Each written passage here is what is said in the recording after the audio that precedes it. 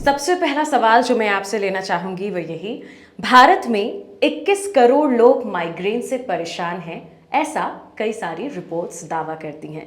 Migraine trigger को कैसे करें अवॉइड? क्या वो गलतियां हैं जो लोग माइग्रेन को समझने में करते हैं? आपसे जानना चाहेंगे। इसे समझने के लिए सबसे पहले तो हमें ये समझना ज़रूरी है कि माइग्रेन होती क्या है। माइग्रेन एक ऐसी बीमारी है जिसमें हेडेक एक प्रोमिनेंट सिम्टम होता है। जो हेडेक होती है अक्सर सिर के एक हिस्से में होती है या कभी कभार दोनों हिस्सों में भी हो सकती है। ये थ्रॉबिंग टाइप ऑफ हेडेक होती है, बहुत सिवियर हेडेक होती है और हेडेक के साथ साथ आपको रोशनी चुभती है, आपको नॉइज़ बड़ा सेंसिटिव लगता है, नॉइज़ से परेशानी होती है और इसके साथ साथ आप अपने काम पे भी फोकस नहीं कर पाते हो। अक्सर लोग समझते हैं कि हेडेक ही तो है, जबकि ये हेडेक से कहीं ज़्यादा है। और दूसरी बात जो हमें समझनी है, जो हेडेक होती है माइग्रेन की, काफ़ी हद तक ये अवॉइड की जा सकती है। जो माइग्रेन की हेडेक है 60% जो इसके ट्रिगर्स अगर हम कंट्रोल कर सकें तो 60% कंट्रोल माइग्रेन का पेशेंट के हाथ में होता है। अब सवाल ये उठता है कि माइग्रेन के लिए ट्रिगर्स क्या है। जो माइग्रेन के लिए ट्रिगर्स होते हैं, माइग्रेन के पेशेंट्स बाकी लोगों से थोड़े अलग होते हैं। माइग्रेन के पेशेंट्स के लिए बहुत ज़रूरी होता है टाइम पे खाना खाना, टाइम पे सोना। इसके साथ साथ जो और ट्रिगर्स होते हैं माइग्रेन के लिए वो होता है तेज़ धूप या एक्सट्रीम ऑफ टेम्परेचर, तेज़ धूप या बहुत ज़्यादा सर्दी, या अचानक ही तेज़ धूप से एसी में चले जाना या एसी से तेज़ धूप में चले जाना। और इसके साथ साथ धूप के साथ साथ कुछ फूड ट्रिगर्स भी हो सकते हैं, जैसे कि चाइनीज़ फूड, चॉकलेट, चीज़।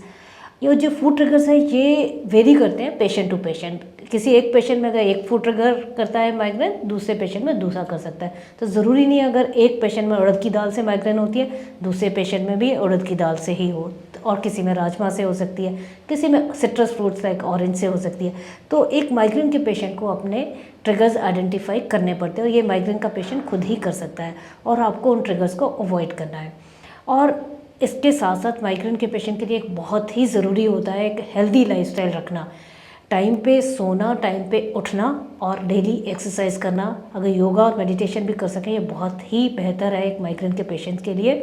और अपनी जो रूटीन है अगर आप उसे स्ट्रेस फ्री रखो, एक जैसे डिसिप्लिन रेजिमेंटेड लाइफ अगर वो रखो तो काफ़ी हद तक आप माइग्रेन को कंट्रोल कर सकते हैं। इसके साथ साथ स्ट्रॉन्ग स्मेल्स जैसे कि स्ट्रॉन्ग परफ्यूम्स, मॉस्किटो रेपेलेंट्स की स्मेल या और कोई स्ट्रॉन्ग स्मेल, ये भी माइग्रेन को ट्रिगर कर सकती है। और कई बार हमने देखा है कि मतलब जैसे आपकी जो स्लीप है, टाइम पे सोना, टाइम पे उठना, अगर आप टाइम सोचो कि मैं 6 से 8 घंटे की नींद तो पूरी कर रहा हूँ पर मैं 2 बजे सोने जा रहा हूँ और 9 बजे उठ रहा हूँ, वो भी माइग्रेन के पेशेंट के लिए एडवाइजेबल नहीं है। माइग्रेन के पेशेंट के लिए टाइम पे सोना, टाइम पे उठना, अगर आप बहुत कम सो रहे हो और बहुत ज़्यादा सो रहे हो उससे भी माइग्रेन ट्रिगर हो सकती है। और इसके साथ साथ माइग्रेन की जो पेशेंट्स होते हैं, कई बार उन्होंने देखा होगा कि कोई भी ट्रिगर नहीं होता फिर भी माइग्रेन ट्रिगर हो जाती है। जो हार्मोनल चेंजेस होते हैं, जैसे फीमेल्स में मिड साइकिल या हार्मोन्स जब पीरियड्स उनके आने वाले होते हैं, हार्मोन फ्लक्चुएशंस की वजह से भी कई बार माइग्रेन ट्रिगर हो जाती है। माइग्रेन के जो ट्रिगर्स हैं पेशेंट के हाथ में होते हैं और माइग्रेन के ट्रिगर्स को कंट्रोल करके आप काफ़ी हद तक माइग्रेन को कंट्रोल कर सकते हैं। और अक्सर आप सोचोगे कि जैसे कुछ ट्रिगर्स है वो तो अनअवॉइडेबल है, आपको धूप में जाना ही पड़ता है, तो आप कैसे अवॉइड करो। अगर आपको धूप में, पहले तो at first place try to avoid कि आपको ब्राइट सनलाइट में जैसे 12 बजे से 3-4 बजे के बीच में बाहर ना निकलना पड़े। अगर मान लो निकलना ही पड़े, गॉगल्स लगा के निकलो, कैप लगाओ या अम्ब्रेला यूज़ करो। इस तरीके से आप अपनी लाइफ को एडजस्ट कर सकते हो ताकि हर बार बाहर निकलने पे आपको हेडेक ना हो। माइग्रेन के पेशेंट्स को बहुत ध्यान रखना पड़ता है क्या क्या चीज़ें उन्हें ट्रिगर करती हैं उससे माइग्रेन को, और उसे कैसे अवॉइड किया जा सके। अक्सर माइग्रेन के पेशेंट्स को ये लगता है कि माइग्रेन तो ठीक होती नहीं है। वो इसीलिए होता है कि वो ट्रिगर्स को आइडेंटिफाई नहीं कर पाते, क्योंकि अकेले दवाई काम नहीं करेगी जब तक आप ट्रिगर्स को कंट्रोल नहीं करोगे।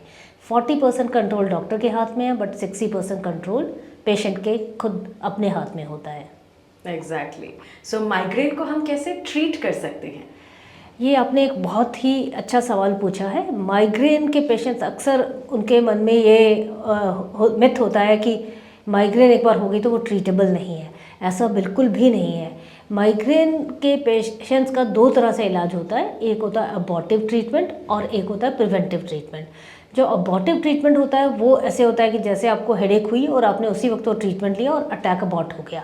अगर माइग्रेन के पेशेंट्स को महीने में 1 या 2 अटैक हो रहे हैं तो अक्सर हम उन्हें अबॉर्टिव ट्रीटमेंट ही एडवाइस करते हैं। पर अगर किसी को अटैक्स फ्रीक्वेंटली हो रहे हैं, 2 से 3 अटैक हो रहे हैं, या सिंगल अटैक भी ऐसा होता है कि आपको बिल्कुल बिस्तर पे ला देता है, तो ऐसे पेशेंट्स के माइग्रेन को हम प्रोफाइलेक्टिक ट्रीटमेंट देते हैं। जब हम किसी भी माइग्रेन के पेशेंट्स को प्रोफाइलेक्टिक ट्रीटमेंट देते हैं तो उनके जो मंथली माइग्रेन डेज होते हैं वो एटलीस्ट 50% कम हो जाने चाहिए, जब हम कहते हैं कि ये ट्रीटमेंट इफेक्टिव होता है। और आजकल माइग्रेन के लिए बहुत ही इफेक्टिव ट्रीटमेंट आ चुका है। कुछ तो हम टैबलेट से ट्रीट करते हैं माइग्रेन्स को, और कुछ इंजेक्शंस भी आ गए हैं जो मंथ में 1 इंजेक्शन लगाना होता है, जिससे आपकी माइग्रेन काफ़ी हद तक कंट्रोल हो जाती है। और कुछ डिवाइसेस भी आ गए हैं, वेरेबल डिवाइसेस, जो आप पहनते हो तो उनसे आपकी, अगर ऑल्टरनेट डे पहनते हो तो आपका पेन मॉड्यूलेटिंग सिस्टम है वो डिफाइन हो जाता है और आप माइग्रेन को काफ़ी हद तक कंट्रोल कर सकते हो।